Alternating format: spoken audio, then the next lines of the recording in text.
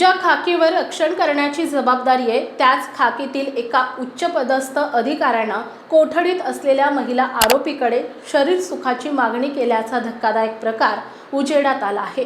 या घटनेमुळे संपूर्ण राज्य पोलीस दलात प्रचंड खळबळ उडाली असून खाकी वर्दी पुन्हा एकदा संशयाच्या भोवऱ्यात सापडली आहे। अकोलामधील सिव्हिल लाईन पोलीस ठाण्यामध्ये हा प्रकार घडलाय। सहाय्यक पोलीस उपनिरीक्षक राजेश जाधव असं या आरोपी अधिकाऱ्याचं नाव आहे। एका 80 लाख रुपयांच्या फसवणूक प्रकरणात सायबर पोलिसांनी एका महिलेला अटक केली होती।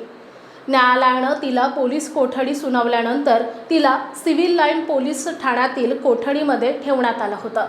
तिथे कर्तव्यावर असलेल्या राजेश जाधव यानं मर्यादेचे उल्लंघन करत संबंधित महिलेला "तू स्मार्ट दिसतेस" अशी टिप्पणी केली। इतकंच नाही तर "तुझ्या मुलीला माझ्याकडे पाठव, मी तुला 10,000 रुपये देतो" अशी निर्लज्ज मागणी केली। एका पोलीस अधिकाऱ्यानं अशा प्रकारे कोठडीत असलेल्या महिलेशी वर्तन केल्यानं सर्वत्र संताप व्यक्त केला जातोय।